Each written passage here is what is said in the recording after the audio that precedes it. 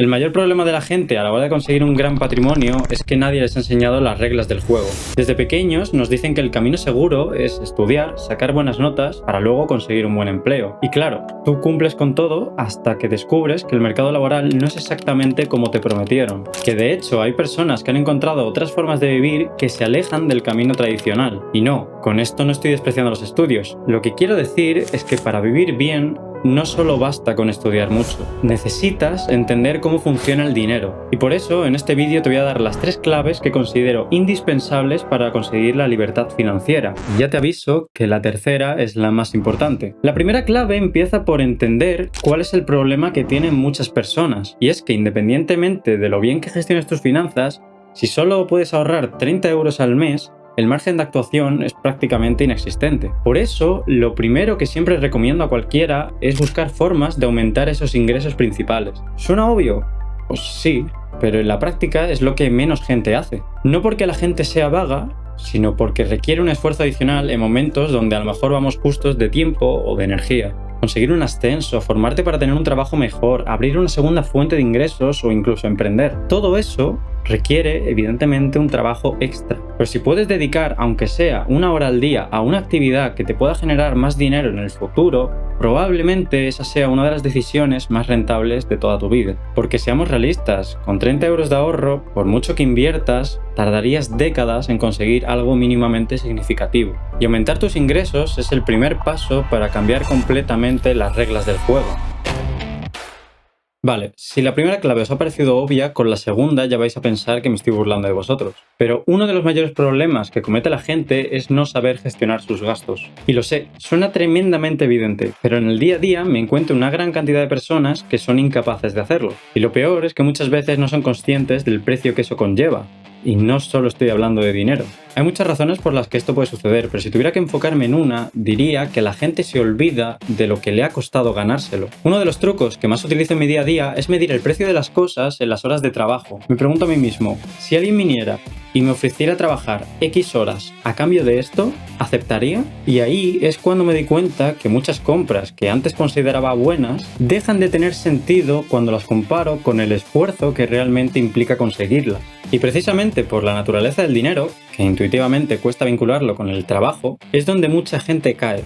Sobre todo jóvenes, pero también no tan jóvenes. Y acaban gastando en cosas que realmente no valoraban tanto. Pero al fin y al cabo, esos son gastos conscientes. Cada vez que ocurren, puedes elegir si decidir gastar el dinero o no. Pero otro gran problema aparece con otro tipo de gastos que suelen pasar desapercibidos. Las suscripciones. Porque sí, en estos últimos años han proliferado los servicios por suscripción. Y con el tiempo es muy habitual acabar pagando servicios que usas muy poco o que tenías completamente olvidados. Piensa en esto, si quisieras ver todas tus series y películas favoritas, probablemente necesitas varias plataformas de streaming diferentes por suscripción a las cuales estás suscrito. Si te suscribieras a todas ellas al mismo tiempo, lo que sucedería es que tendrías un gasto mensual increíblemente alto. Pero si en lugar de eso te suscribes a una plataforma distinta cada mes, aunque es cierto que pierdes algo de comodidad, a largo plazo te ahorras una gran cantidad de dinero. Sé que muchas personas ya tienen sus gastos optimizados y esto no les aporta nada nuevo, pero de verdad hay muchísima gente a la que esto mismo le cuesta una barbaridad.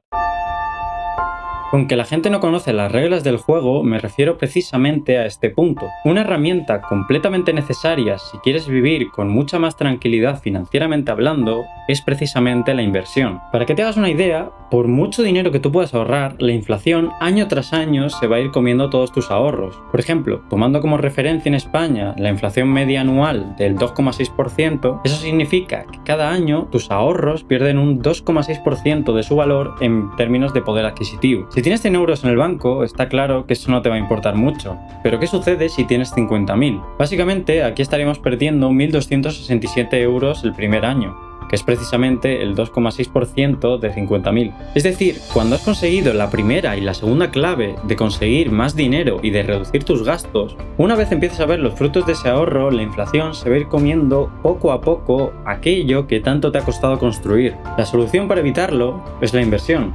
La inversión se trata de usar tu dinero de forma que gracias a él consigas más dinero en el futuro. Puedes invertir en muchos mercados. Lo más común es o invertir en empresas o directamente comprar oro. Pero he de decir que existen muchos otros tipos de activos que también son muy interesantes. Si aún no entendéis muy bien cómo esto puede combatir la inflación, os pongo un ejemplo muy simple. Si yo en vez de dejar esos 50.000 euros parados en el banco, los invierto a un 6% de rentabilidad anual, en 5 años tendré 66.911 euros. En 10 años tendré 89.542 euros. Y tan solo en 12 años habré duplicado la cantidad inicial que había metido. Esto sucede gracias a que nuestro dinero es capaz de generar más dinero. Y como esa rentabilidad del 6% es superior al 2,6% de la inflación, no solo nos estamos protegiendo de la devaluación de nuestro poder adquisitivo, sino que al mismo tiempo, gracias a nuestro dinero, estamos generando dinero. Es decir, nuestro dinero está trabajando por nosotros. Tampoco penséis que conseguir un 6% de rentabilidad anual es algo súper complicado.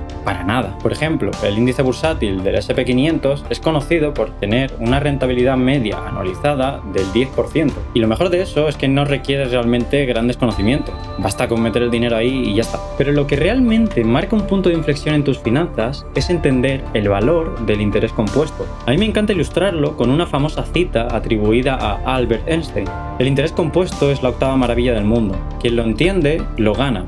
Quien no, lo paga. ¿Y en qué se basa exactamente esto del interés compuesto? Imagínate una bola de nieve que cae por una ladera. En cada vuelta se hace un 10% más grande y cada vez empieza a crecer más y más rápido. Y lo que empezó siendo una bolita de nieve acabó convirtiéndose en una avalancha. Esta analogía muestra perfectamente que no es lo mismo el 10% de algo pequeño que el 10% de algo grande. Y con tu capital sucede exactamente lo mismo. A medida que crece, cada vez genera más dinero. Es decir, que esa bola de nieve es precisamente el dinero que habéis invertido, que cada vez se hace más grande y por ende cada vez crece más rápido. Por eso es fundamental a la hora de invertir siempre en pensar a largo plazo. Aquí no hay caminos rápidos, pero si consigues mantener buenas inversiones a lo largo del tiempo, las rentabilidades van a ser increíbles. Os dejo en la descripción una calculadora de interés compuesto para que podáis calcular, según lo que invirtáis y según el tiempo que invirtáis, cuánto podéis llegar a generar. Sin estos tres principios básicos, difícilmente una persona podrá llegar a tener en algún momento libertad financiera. Y sobre todo, esto es especialmente importante en España,